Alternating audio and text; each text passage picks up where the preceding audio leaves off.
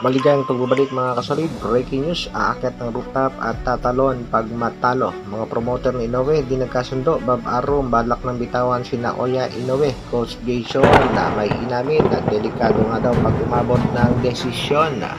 Ayon sa ilang mga boxing fans, Saul Sanchez, malaki ang tsansa dito sa ating pangbatong si Angas ng Pinas. Yan ang ating pag-uusapan mga kasolid.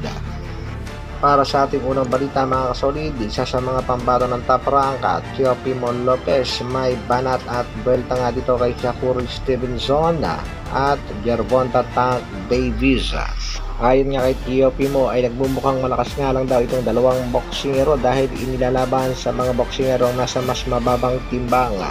Banat ngayon itong si Teofimo ng mga pabalitang ang susunod na mga kalaban ni Gervonta Tank Davis ay ang kampiyon na si Lamont Rocha.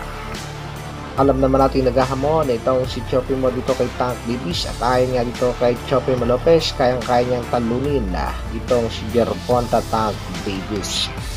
Pagdating naman dito kay Shakur Stevenson, ayaw nga daw niya itong labanan dahil pag matalo nga daw ito ay posibleng umakyat ng rooftop at tumalon Nangyari na nga daw ito nang matalo itong si Shakur Stevenson sa amateur. Ito nga daw ang unang talo ni Shakur.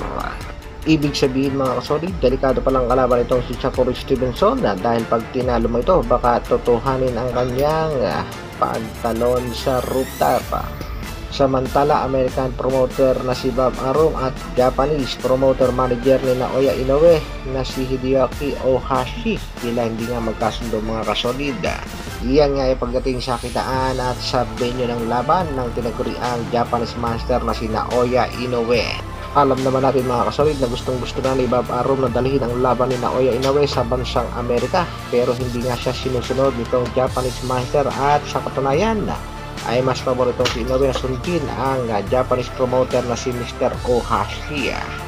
Tulad na nga lamang na sunod na laban itong Japanese master sa bansang Japan pa rin gaganapin kontra nga yan sa Australian boxer na si Sam Goodman ngayong buwan ng December. Sa kabilang balita naman mga kasolid, brother coach ng ating pangbatong si Angas ng Pinas na si Kuya Lods Jason Casimiro meron niyang inamin na huwag daw malaitin ang mga kalaban dahil may chance pa rin itong manalo sa bakbakan at inamin din itong si Coach Jason na delikado pag umabot ng desisyon dahil alam natin na ang boxing ay marumi nga daw. Pero ina-assured nitong si Coach Jason na nasa magandang kondisyon ang Angas ng Pinas at magpapakita ng napakagandang laban ngayong October 13. Sa pinaka-latest update ng timbang, nasa 126.2 pounds na ang Angas ng Pinas. Malapit-lapit na mga kasolid. Heto ang ilan sa remarks ni Coach Jason courtesy of Cuadro Alas, It's My Boy channel. Supportahan natin mga kasolid. Nais ko na delikado pag umabot ng crowning. Pero sana at huwag tayong maliit sa kalaban natin. Lahat po ng mga kalaban, kahit sino po yung kalaban, lahat po may pag-asa. Yan nga naging pahayag ni Coach Jason na huwag masyadong maliitin ang kalaban dahil meron nga daw chance itong manalo.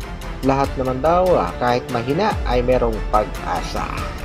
Sa kasalukuyan ay marami talagang boxing fans na nagsasabing malaki ang tsansa nitong si Saul Sanchez sa ating pangbatong si Angas ng Pinas. Malakas nga daw ang tsansa. Naggumapang itong si Saul Sanchez sa kanilang bakbakan na gaganapin ngayong October 13 sa Japan. Kitang-kita na rin naman natin mga kasolid kung gaano kondisyon sa kasalukuyan ng ating nag-iisang Angas ng Pinas na si Cuadro Alas, John Casimiro. Kaya abang-abang mga kasolid, laban ng Angas ng Pinas nalalapit na. Hanggang dito na lang muna mga kasolid. Maraming salamat sa patuloy na pagsuporta at panonood. Isang like naman dyan at sa mga bago, pa-share at subscribe na rin ang ating video. Mabuhay, Dr. Alvin Vlogs.